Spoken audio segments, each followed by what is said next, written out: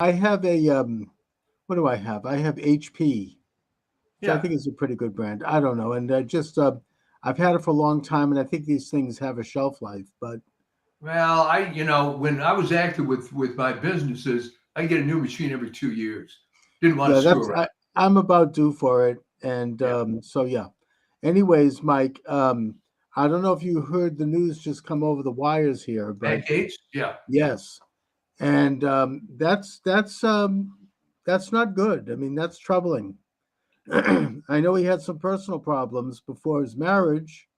Maybe he hired a few hookers. I don't know, but Yeah. I just he would have been a very key figure at the very Well, center. sometimes the trouble with being a flamethrower is you have a pretty exuberant personality.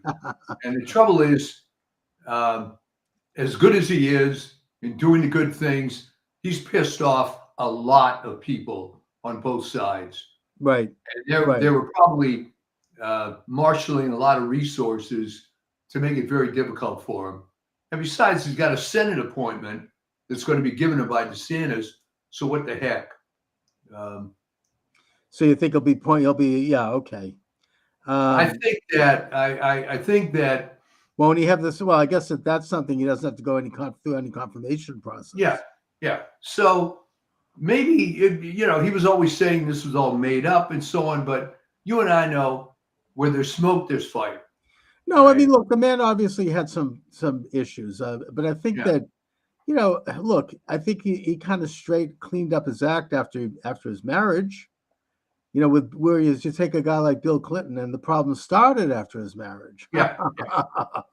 So I mean, it's obviously a double standard, but there you have it.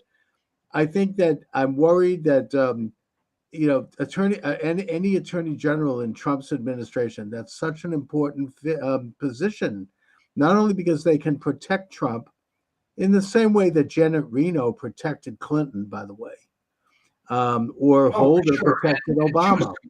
she was completely incompetent anyway.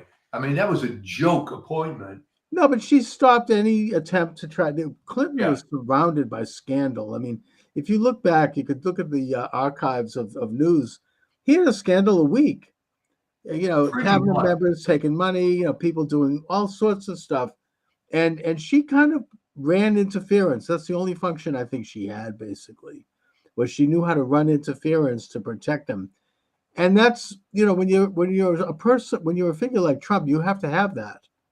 He's going to have, we're talking here mainly about the lame duck period here.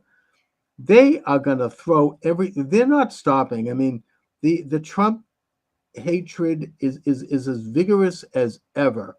I think that they are, besides the fact that they're trying to start World War III with nuclear Russia. Yeah, So, I mean, Biden should be just for that impeached. oh, clearly, who knows who's in charge of that, anyways. I mean, this whole policy of giving Russia a green light to fire missiles, or Ukraine Ukraine, to right? fire these advanced missiles, and also lay landmines. This was done. Biden wasn't even in the country when that was done, which brings up the broader question of who ran that illegitimate, rotten regime. But putting it Oh, aside, probably, yeah, yeah. they're trying to set a trap for Trump by launching a war that Trump will be embroiled in. They don't give a damn how many people they kill. And on a domestic front, my understanding, according to the reporting of Natalie K. Winters, who I think is a pretty in-depth reporter, they're doing some of the same crap they did when Trump came in the first term. And Obama basically embedded various figures inside the government that could not be easily removed, could not be easily discovered, and that would basically thread and marble the Trump administration and just run interference every chance they could get. They're lining up people like Mark Elias, who's not going away. I think he's ended the big steal in Pennsylvania now that even Shapiro has come out against it. So he's now lining up, according again, my source on this is Natalie Winters, lawsuits to bring out against Trump. Every single thing he does is going to be a lawsuit. There's going to be lawfare is going to go in a high gear. That's not going anywhere. You've got a shadow government set up. I forget who was talking about this openly on NPR. I believe he was a congressman who was like, we're setting up a shadow government just like they have in Great Britain, where you're going to have, for example, the shadow attorney general is going to be none other than Shifty Schiff and the shadow secretary of state. And each of these people are going to be there to attack and criticize every time one of Trump's cabinet members and office holders, whatever they do, they're going to get attacked. They're going to get criticized. Well, here's the good news. All right. Yes. No, seriously. This is not his first rodeo. All right. Right. So this second term, he's got pretty much more of a free reign, and he's figured out, I think, who his loyalists are. So this may sound threatening and so on with all the stuff they're doing, but you got to look at the other side of it. This is all they've got. They're destroyed. And I believe that Democrats are going to be out of power for a long time. And I'll tell you why. They haven't figured it out. You keep doing this crap. You keep, and I wrote about it. I think it's a good example. There's Alan Lichtman, idiot. Oh my God! I had him on my show, and he basically hung up and left after he's a little prima donna. Oh, I mean, he basically said that Trump has to be impeached because of his war on women. I'm like, hello, where in the Constitution? I mean, this is absurd. You know? So, but what I was getting at by that is that, and there's a point to this. All right, in the article, I talk about his quote 13 keys. Oh yeah, well, right. The problem is that if he had followed his own model, he would have predicted Trump would win. If you take his 13 keys, it's incontrovertible that Harris was going to lose.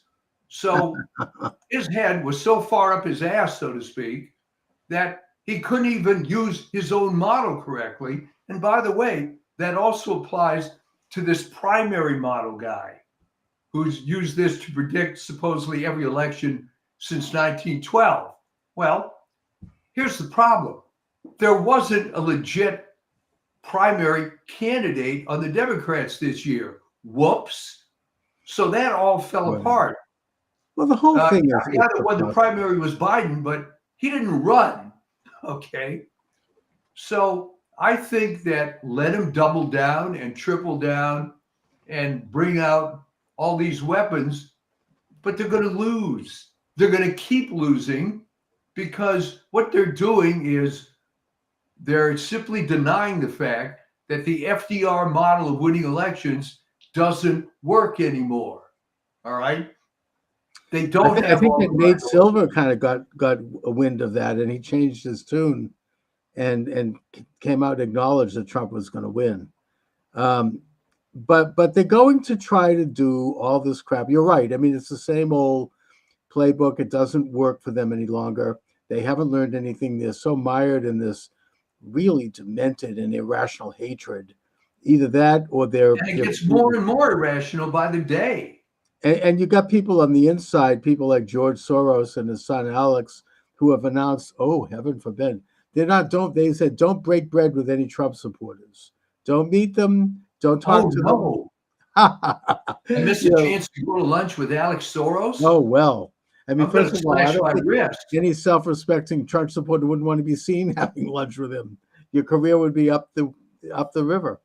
But putting that aside, I mean, they obviously haven't learned. And it's the same old bit of stuff. I'm seeing it still. I mean, they're just, it's like they're locked into some kind of and their brains are locked into some kind of an iron cage. And it's very sad. I think we talked about this before. And the shorthand I use for it is the model UN mentality, which may be lost on some people. The idea was back in the day, the little kissy-assy smart kids in junior high would be appointed to the model UN. Right. And this was a big deal. And these were all the smart kids. And this was the worldview they had when they were 13, 14 years old. The trouble is, it doesn't apply anymore. But instead of modifying their view. They're just trying harder and harder and harder to make it work. It's pathetic. I've seen this in high school sports all the time, where the team is losing by 30 points at the half, and what we have to do is double down and do even more on the same losing game plan we've already done. It's the definition, as I said, it's the definition of insanity. Yes. You had that pop psychologist Dyer, I think his name John Dyer, back in the 70s, the erogenous zones. He wrote his research based on spending many years working in mental hospitals and observing mental patients and their patterns. And one of the things he takeaways from that was that the pure sign of mental illness is that someone would do something over and over again, even though they knew it didn't work anymore, but they would keep repeating it. That is someone who's mentally ill. And that's what they're doing. They're mentally ill. I think that's true. And, I had said in the past weeks that there's no talent on that side. Now, there's talent to do the same old crap they've been doing time after time, but they can't adjust. So what do? Well, as I mentioned in the current article, they attack the customer, so to speak. I mean, Lichtman, the people have to go to that video. It's unbelievable. This is the best time I've ever seen Cenk Uygur. He just laces into this guy. Yeah. And now he wants to be on Musk's Doge, I guess. Yeah. Apparently. And they're all basically, selling out to Trump. You've got Joe and Mika, Morning Mika, meeting Trump. I don't know why Trump even gave them the time of day, but putting that aside. Well, showing that he's gracious and all that. Yeah, I mean, they were off to Mar-a-Lago. Now they're on the verge of being fired. MSNBC is considering changing its name. All these leftist media outlets are going down the tubes. I think that, but and look, I feel elated. I want to celebrate. I want to relish the moment. But at the same time, this war ain't over. It's just starting. I mean, Obama laid some very ugly traps for Trump as he left the door, including the Steele dossier and all of that stuff. That all was. This is a matter of public record. I mean, that was devised in the Oval Office with Obama, and Biden was there also, and they all basically put this thing together. Yeah. I don't know if they can pull something like that off again, but I think that Trump... I don't think so, because they don't have the advantage that Obama had. Okay, right. Remember, he was a golden child. And, as an aside, he could have done a lot of good. Instead, he chose to do evil. And I'm telling you, history is not going to be kind to that guy. And by the way, speaking of Obama, I don't know if you heard this, but Obama wanted to appoint RFK to Health and Human Services, and the drug companies called him and said no. Yeah. So he didn't do it. It's just to show how much he was a stooge of this. No, Obama was a garbage human being, and he had no background. He had no authority. He was just another one of these, as bad as they all were. Biden, the Bushes, Clinton, they've all been bad since Reagan. Since Reagan was shot, it's all been bad. I think that's of course why they despise and fear Trump. And I think that this time around, Trump isn't going to he's not going to step into another Steele dossier thing. No. He does need to get a strong attorney general, though. I don't know who it'll be.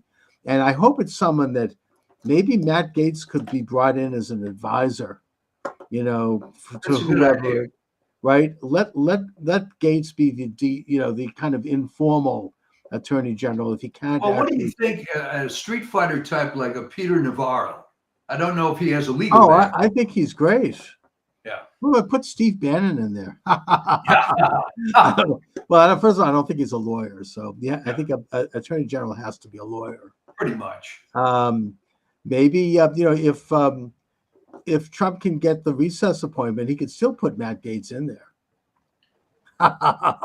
Yeah, I think the trouble with that is that would just be a flashpoint forever and Well, yeah, I ever. mean, unfortunately, they've got so many things on him that it's a big distraction. It's too bad, but that's Well, where we one are. way, and maybe I'm glad that Trump chose not to go this route. I was kind of relishing a real street fight in that, okay, bring it on against Ed Gates or whoever. And believe me, there's no shortage of dirt on the other side.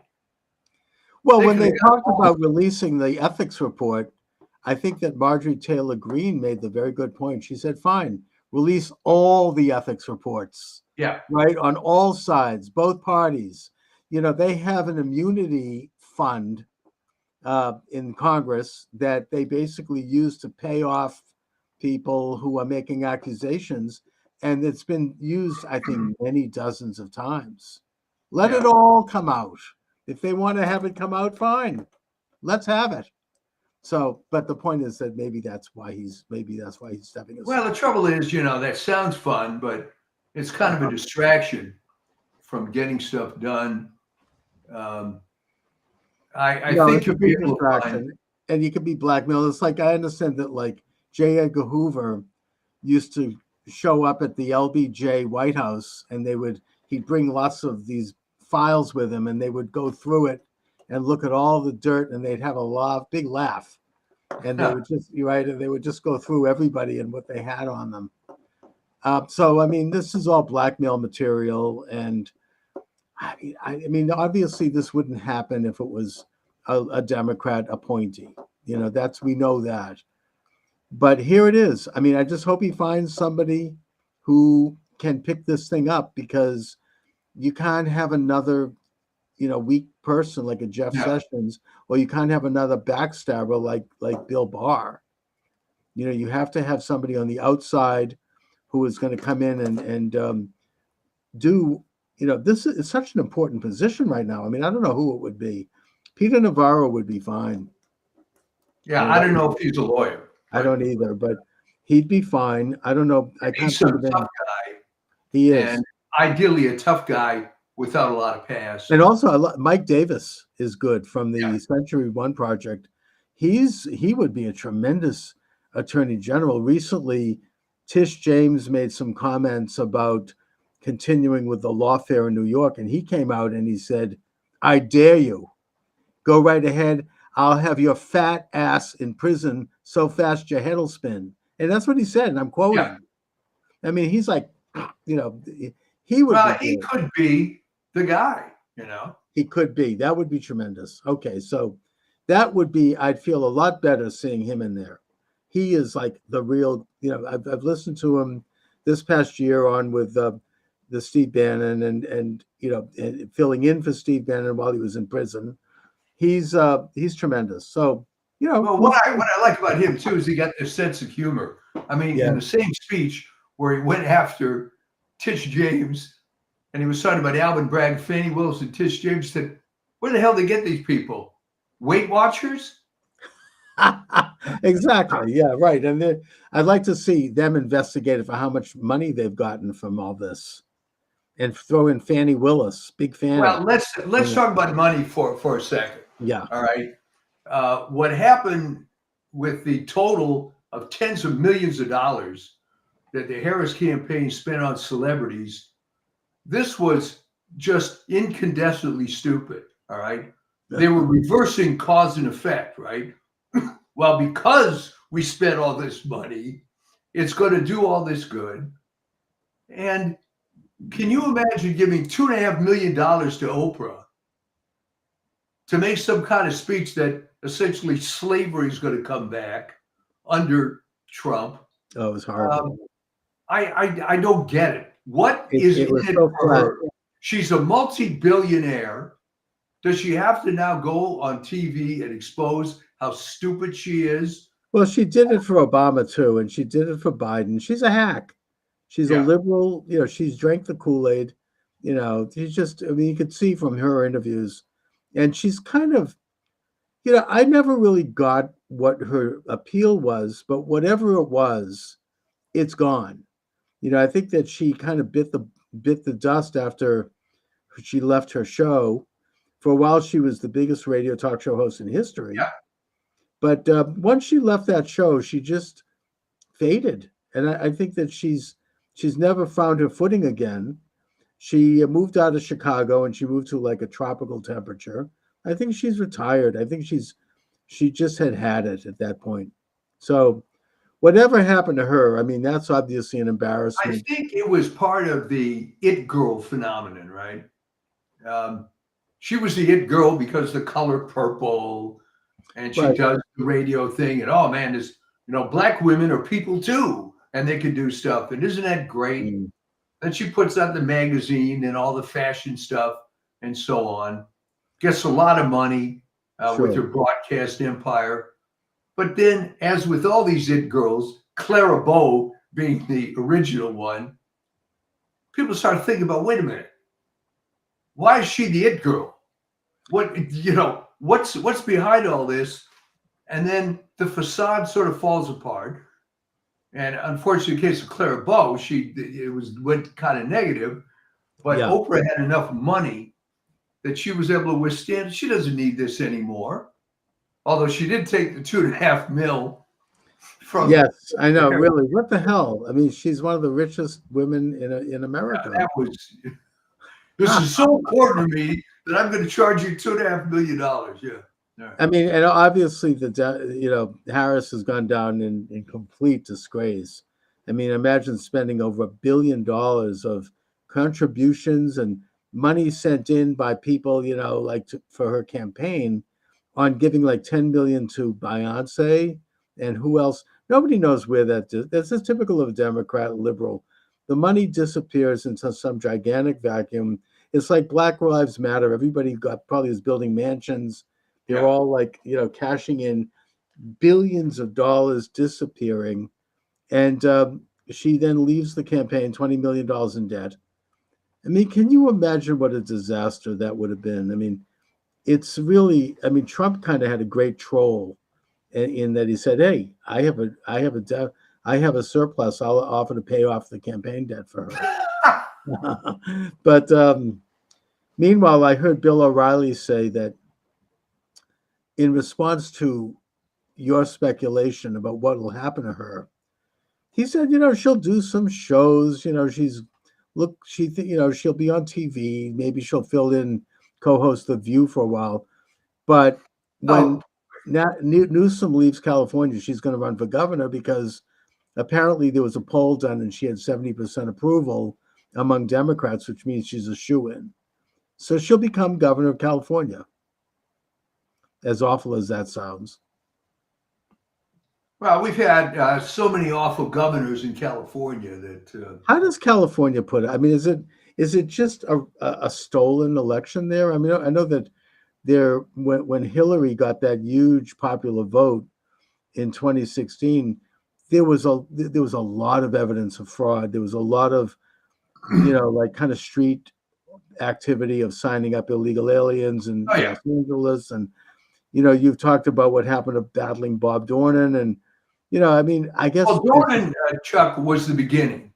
Yes. And I think it was a trial balloon for the fraudsters, all right?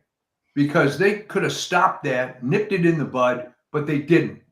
Mhm. So the Republican Party of California, it's 100% their fault for letting it go.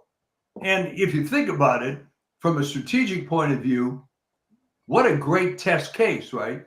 You take a popular congressman, I think he was in for 4 terms. Right. Loretta Sanchez, who, by the way, that wasn't the name she used until the campaign. Right. It's like she's as phony as Kamala. Yeah, it was some Anglo name I don't remember. She became black. But she suddenly became Sanchez, which was her maiden name that she never used professionally. And there was clear evidence of illegals voting. Yes. There was also clear evidence, unfortunately, of complicit Catholic churches allowing her to speak. And you don't do that. All right. This is No, a that's tax why were exempt they cozying up to this? because it started even before then. There was this sort of left wing liberation theology thing that was going through the I church. see, yeah. Unfortunately, the Pope you have now is part of that. Right. So this allowed the massive corrupt infrastructure to start. Okay. There was always an active Democrat Party in California. And when I was a kid, uh, LA politics was dominated by, Sam Yorty. Uh, I can't think of her name. Mhm. Uh, these various people who were just fixtures forever. And and of course that took advantage of that. Yorty was actually one of the rare conservative Democrats. Um, Didn't he run for yeah, president? Ross Wyman was the other one. They were Oh, working okay. on this since the 1940s, and I think they let Schwarzenegger come in as a token quote Republican, but they were just vicious. I mean, Gray Davis was recalled I remember uh, that. Yeah. as a Democratic governor, and here was a guy who was a perfect candidate, right? War hero, worked in the party forever, and all the chickens came home to roost when he was up there. The power issues. No, it's been a mess. It's been a corrupt mess forever. Not maybe quite as long as the state of New York, but close. But pretty rotten. And I mean, I suppose that in this, kind of war to MAGAize the country, which is, I think, something that is ongoing. Yeah. And then when President Trump puts his hand on the Bible, it's going to be enthroned.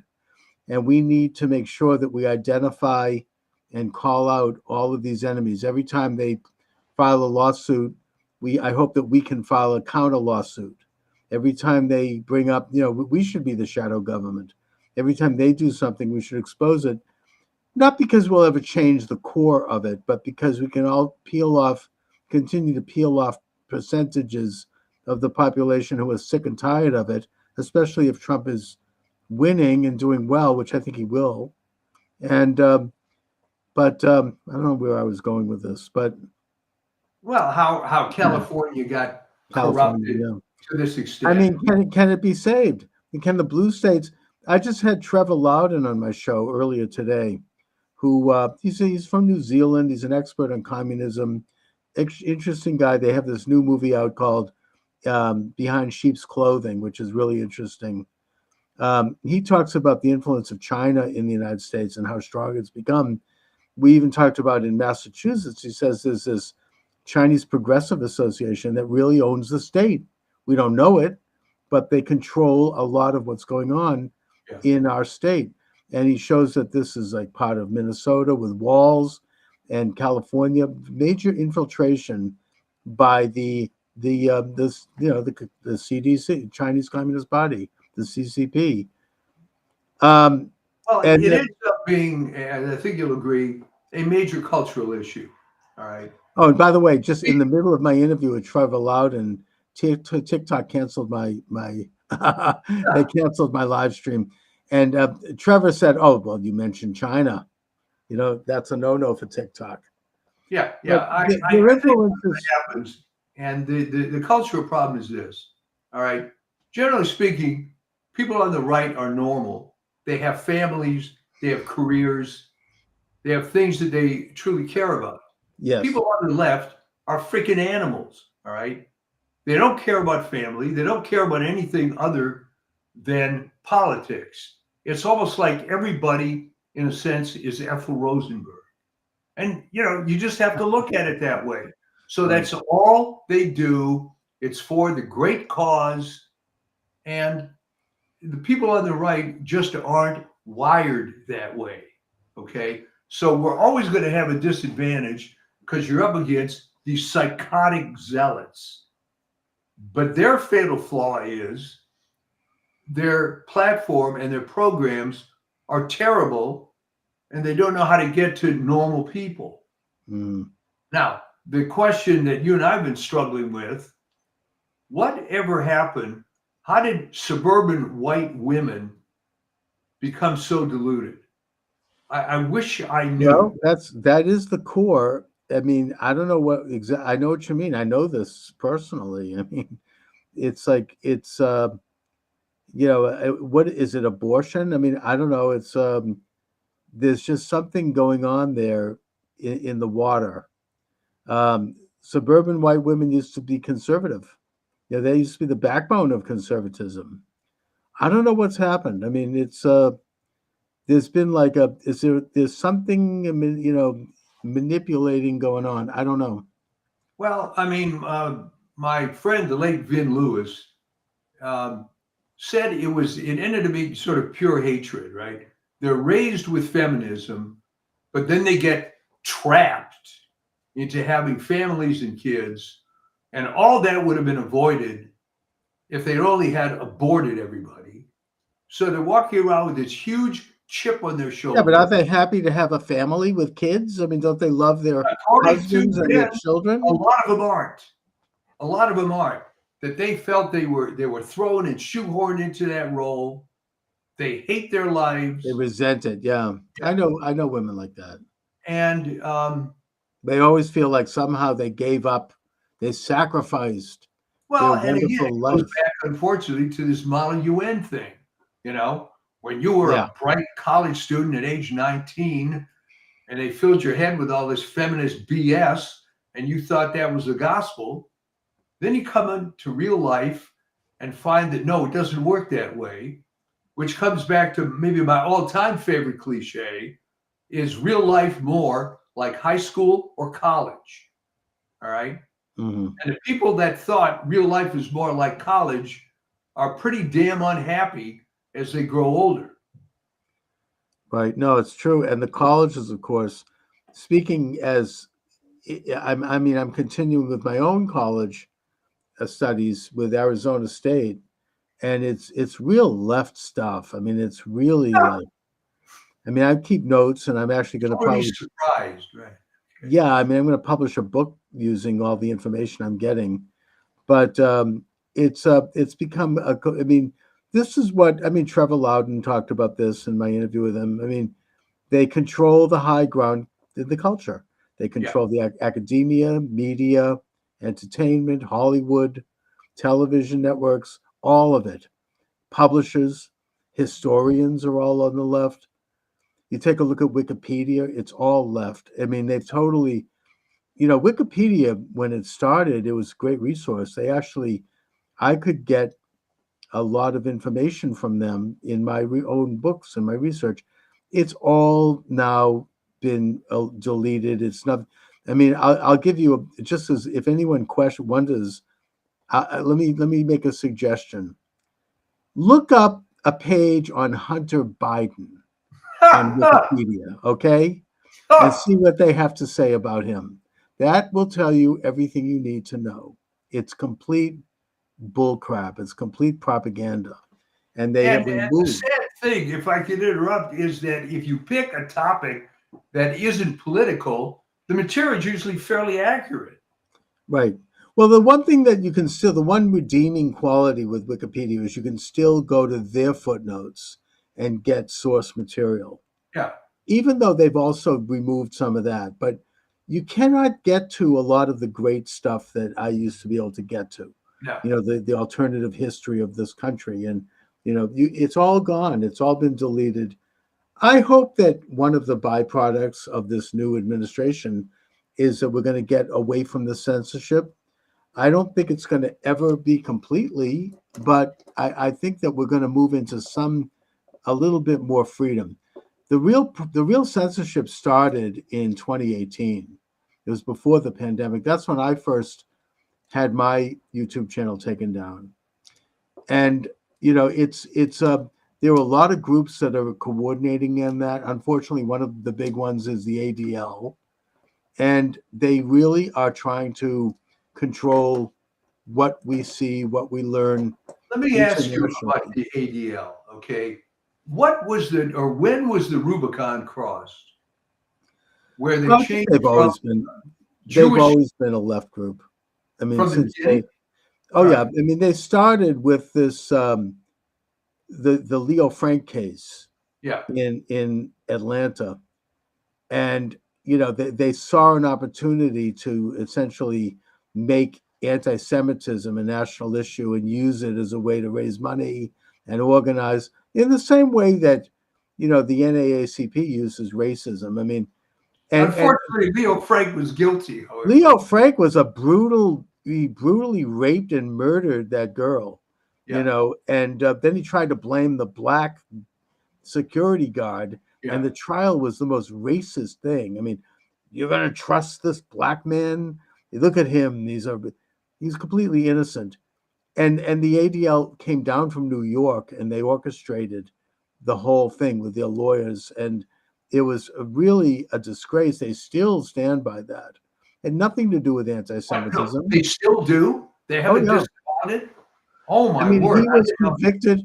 He was convicted several times, and then when they pressured the governor at that time to commute the sentence, I guess that he was corrupted. He was working in as a lawyer. He had worked as a lawyer in one of their offices, and so he did commute the sentence.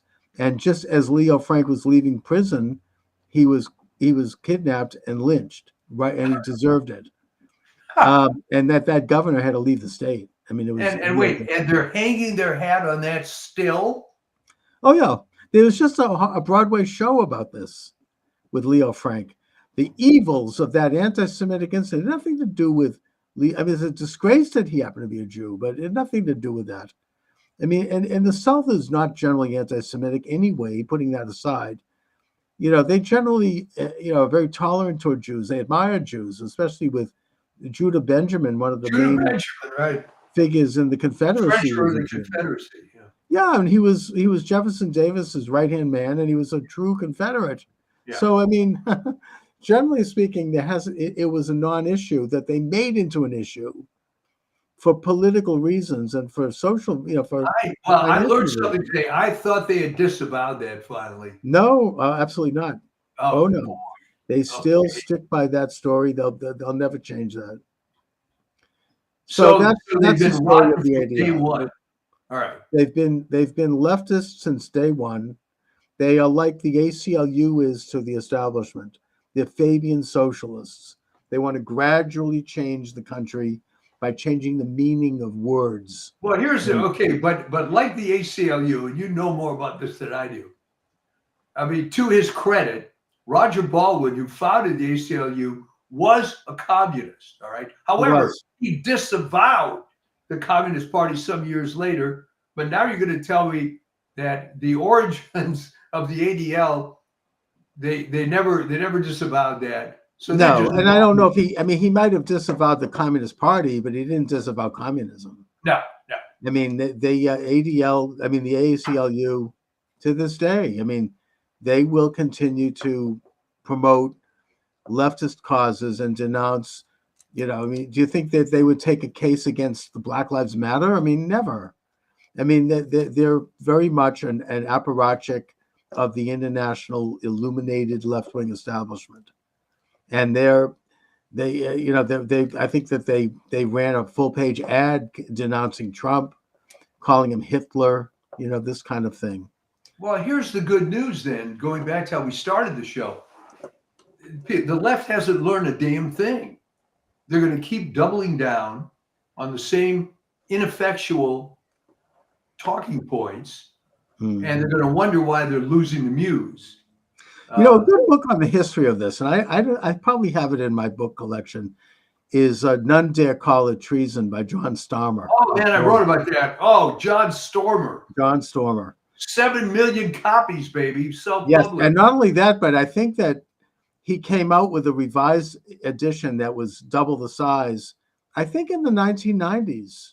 I don't know if he's still around, but it's I think he really died goes, only a few years ago. But yeah, but he goes chapter and verse into a lot of stuff from the ACLU and from the the National Council of Churches, how they were Communist Front, how the ADL is a communist front. He shows all of the communist takeover of these, or creation of these establishment institutions, and how they then went ahead and became dominant in the media in terms of what would be, the official and approved narrative. I Right. mean, obviously the Southern Poverty Law Center, which spawned that rotten Secretary of State in Michigan, Jocelyn Benson. I mean, they're very much part of this communist movement, and that he goes into it chapter and verse. I have to get that. I mean, he really quotes it, and he does a brilliant job. Um, you have the whole perpetual war for perpetual peace movement. Yeah. He shows how they wanted to have what's called, quote, convergence, and that this is a policy that was openly espoused by Roosevelt. That basically the idea was that the United States would move to the left, the Soviet Union would move to the right, and they would both meet and converge at some point in the middle to create a world government. You think I'm making this up? There was this, no, I mean, this is documented. This guy, Rowan Gaither, he was the head of the Ford Foundation, I think, or the Rockefeller Institute. He was interviewed by Norman Dodd, who was a researcher in the late 1950s, as part of the Reese Committee hearings, which are not well known today, but they were very pivotal. They investigated the big foundations and how they had been infiltrated by communists. And he interviewed Rowan Gaither, the head of the Ford Foundation, and he went on record as saying all of this. We were working toward convergence. We were working toward creating a new way of being, a middle ground that would merge, capitalism and communism, Sovietism and Americanism. And we were pouring money into doing this from these big foundations, which were created thanks to Wilson in 1912, 1913. Anyway, interesting history. But that's Well, so I mean, that's the good thing is it's history, and they keep, using this, and it ain't working anymore. well, it never worked. But the point is they're still doing it, and they still have that kind of power. They have, George Soros is no piker. I mean, these guys have international power. They have a way of framing narratives the way they want them framed. They will create a world war if they think it's going to benefit, and they're trying to do that right now. We have about how many weeks left of this corrupt, illuminated, illegitimate administration? I think the rest of this month in December, and then 2 weeks in January. During that time, they could create a world war. They're already, firing high-end advanced missiles into Russia. And Russia's firing back. They just hit a power plant in Dnipropetrovsk in Ukraine. The people that are going to suffer from this are the Ukrainian people who would like to see some kind of a peace agreement and who are willing to give up a couple of those Russian provinces. Who cares? I mean, they're Russian anyway, in order to get peace. But they're going to try to push for this massive war. I mean, this is what I wanted to talk about today. Between now and January 20th, there's a lot of things that could go down. There are we don't know what could happen in the world, but it's a very, very dangerous time, the lame duck period. In the 1930s, I think it was, Congress actually passed, I don't know if it was a constitutional amendment, it probably was, to kind of reduce the lame duck period, because it used to run from Through March. November, it's all the way through till March of the following year, almost 6 months. Right. And it was a lot of crap went down. I mean, it was a very bad time because you had an outgoing administration, and if it was from another party, they could do all sorts of things. I mean, thinking in Massachusetts, it says they have this idea where they have the lamp in the State House on the night before the governor leaves. He's burning wax, signing legislation, passing laws. You've got Elizabeth Warren trying to shove through, along with Schumer, radical judges. They've got 50 openings, and it's and shame on J.D. Vance and Rubio for not going and doing their work right now in the Senate. to stop this from happening because there were votes, and they what do they went home for Christmas? I don't know. It's like they have to be, this is a fight. They just passed through this radical appeals court judge who had given a pass to child rapists, Yeah. saying that laws against child rape are racist. I mean, this person is going to be on the bench as a fairly young man. He's going to be there for decades. And this is in the South. I think it's Alabama, Georgia, and Florida. So, I mean, they're putting in position people that will never get rid of them. I mean, they'll be there forever. And, this is all lame duck. As Congress goes out, they're keeping the midnight oil.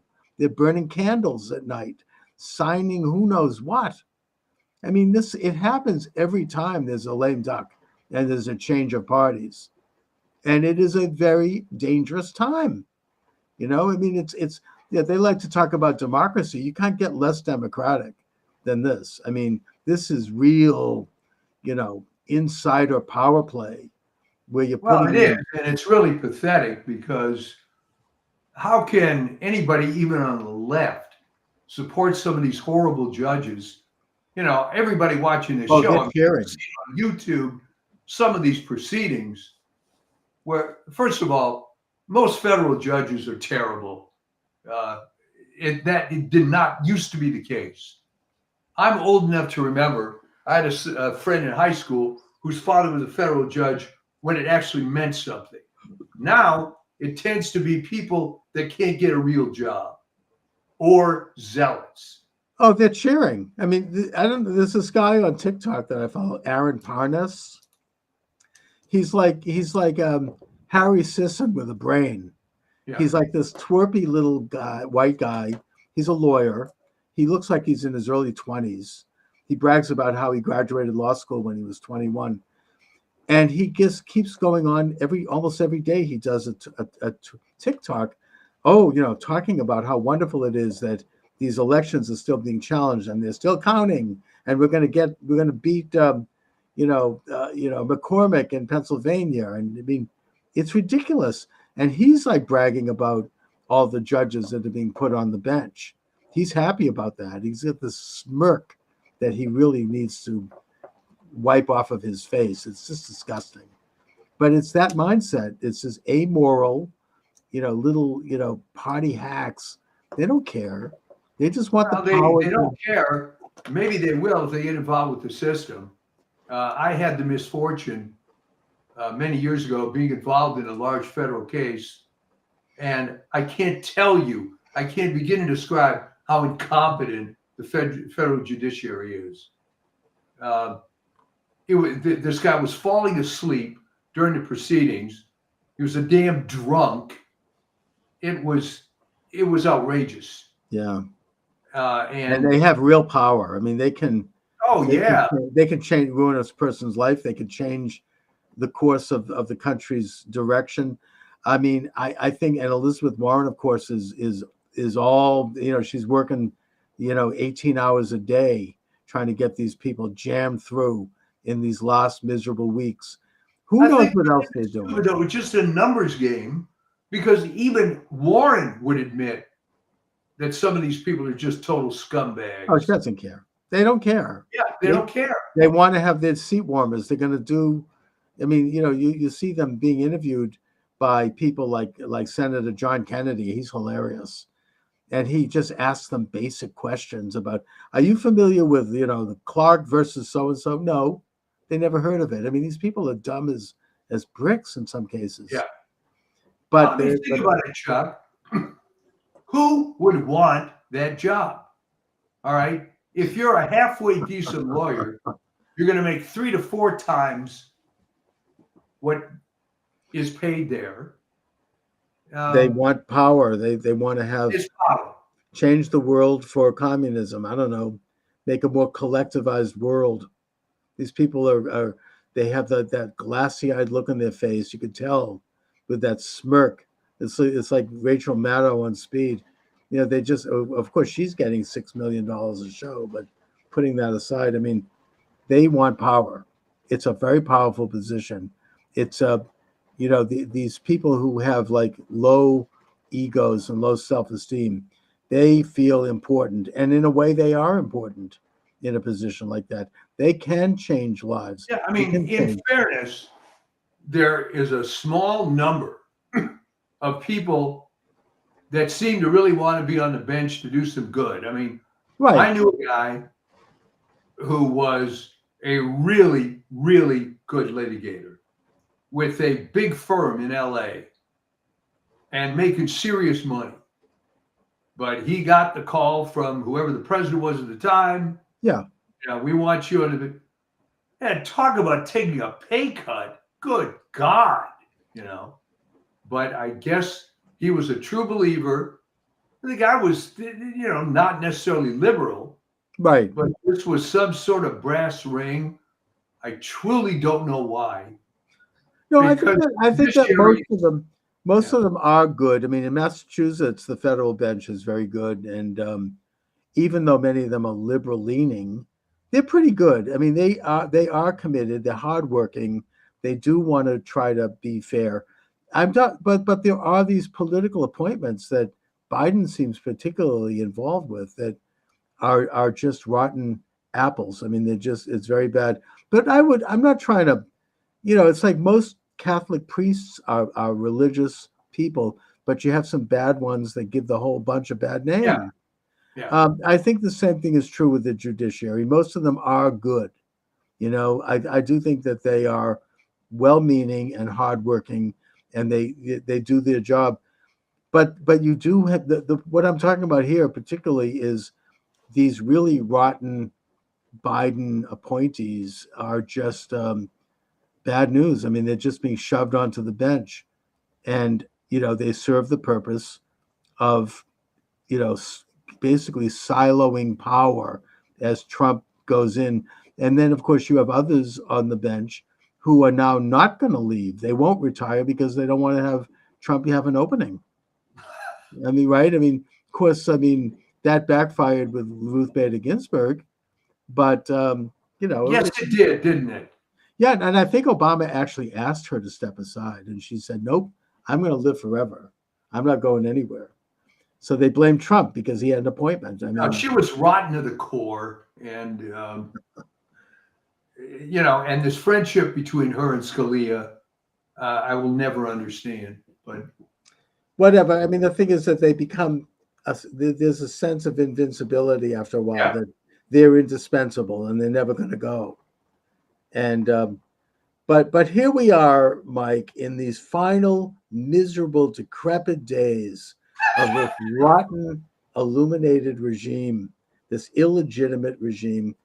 I just I don't know what they're gonna. They're kind of dismoored of any responsibility. They can pretty much now show their cards and do whatever they want to try to perpetrate their power. I think they're still in denial in a way that they have been beaten and that they are going to go.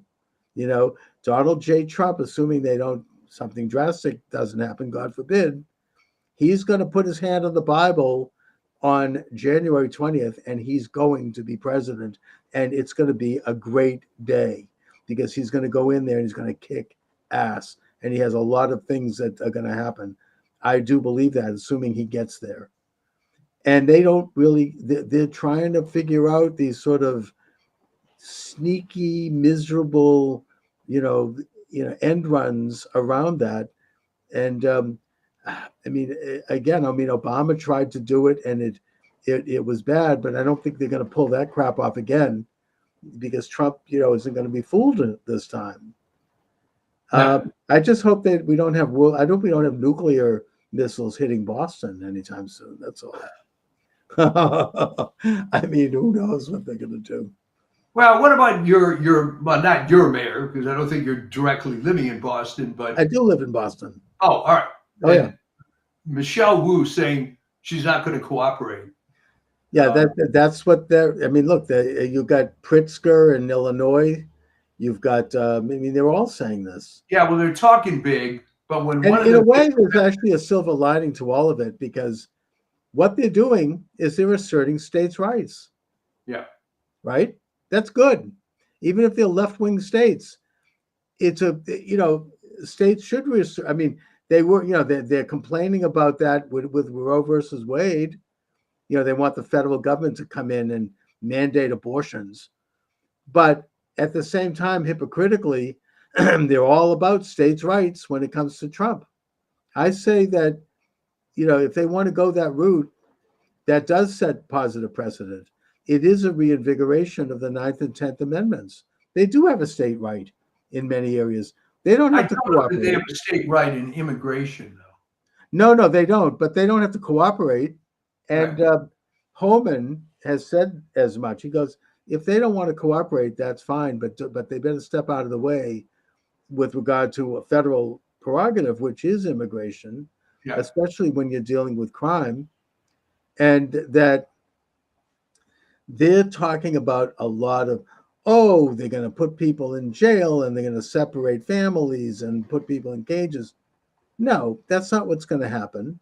They're going to, Trump in the first year is going to focus on criminals, on drug dealers, on drug traffickers, on sex traffickers, on people that are bad, violent people, all the, not the best, as Trump likes to say, and deport all of them. Good.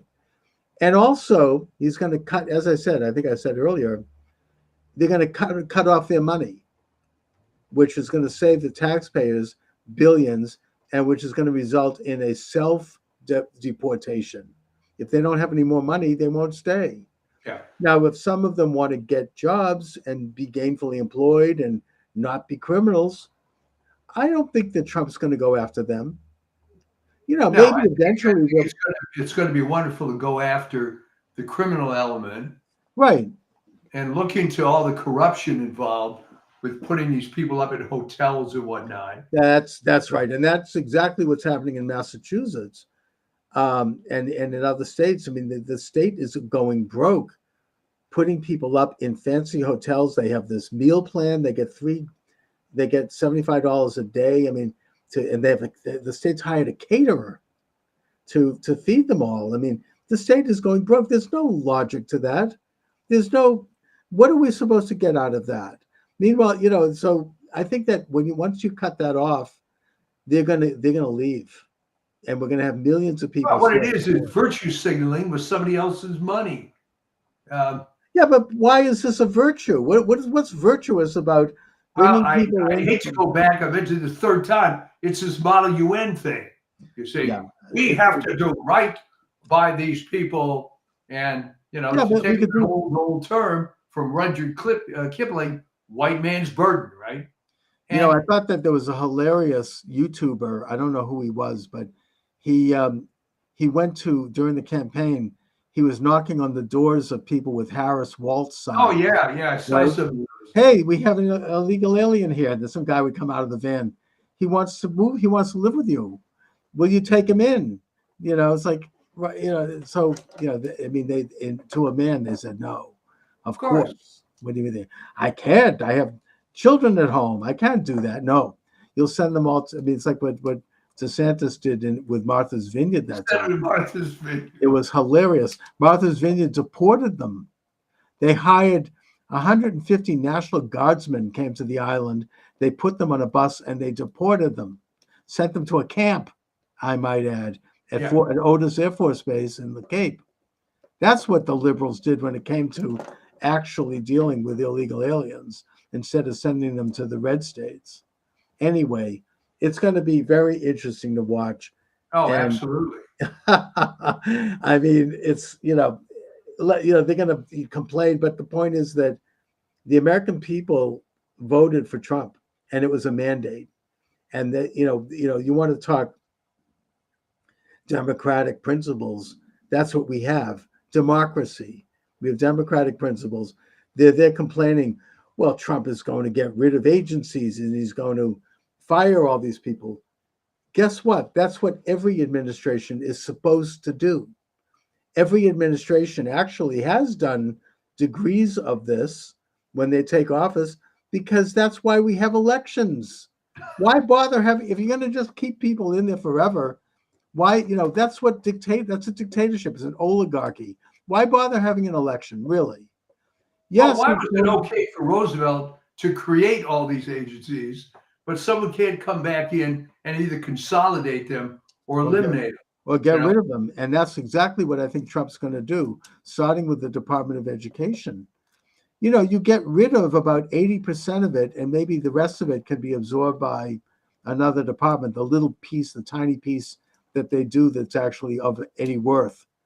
But you get rid of all of these federal agencies. And I think that with Musk and Vivek Ramaswamy, that's exactly what Ramaswamy just gave an interview where he said, yeah, we're going to consolidate agencies, get rid of them in some cases. We're going to pare them down. That's what Musk did at Twitter, and it worked beautifully. That's what's going to happen. And I say hallelujah. I never thought I'd see the day. I remember the late Sam Blumenfeld back in the Birch Society. They've been talking about this for a generation, and you never thought it would happen. Well, it is happening. And they can, and as Steve Bannon would say, they can suck on it if they don't like it. He's on fire. You got to listen to him. I don't miss a show. Oh, he is. Since he got out of prison, he is like kicking. I mean, he's like amazing. I mean, he's great. I mean, I'd love to see Trump give him an appointment. He's tremendous. Although I'd like to see him stay at the War Room. I mean, he's doing he's got millions of followers. It's huge. Yeah. I mean, he's doing gangbusters over there. Yeah, so he said his go to prison really helped his game. Oh, he didn't. He just came out. He's better than ever. He didn't miss a beat. I mean, he's roaring, and I just think that he should continue right where he is, where he's really playing a big role, in a way very similar to the role Rush Limbaugh played, except, he's taken the glove. Rush Limbaugh, in a way, kept the kind of. He was genteel. Yeah, I mean, he didn't go too far outside of certain lanes because he knew that they could pull the plug on him. But I think that with the internet, with Bannon, he doesn't care. He was already thrown off of Facebook and Twitter years ago. It didn't matter. He just keeps moving along. He's got his own network. He's consolidated it. I mean, to my way of thinking, they can't do to him what they could have done to Rush. Just because of technology now being what it is. And so, yeah, I mean, I think that he should continue on doing exactly what he's doing. I mean, and other people, I mean, I certainly emulate that. Other people should try to create their network as well. It's going to be an interesting holiday season. and a festive one, I might add. Yes, festive. So, Mike, what do you have coming up on your Substack? All right. Well, I had that piece that went out last night called "Victory," but we focused on the issue of blaming the consumer and your favorite guy, Alan Lichtman, who just gets to be more of a joke, with every passing day. I mean, after he was pilloried on all these video forums, he gets interviewed on a YouTube video by his son, who said essentially that, well, even though that's the only one left that will interview him. Yeah. And some of these left-wing historians, some of these left-wing historians have really gone off the deep end, like Mitchum, who has written some pretty good books, completely Trump deranged, and Michael Beschloss, he wanted Trump to be executed. Yes. Remember that?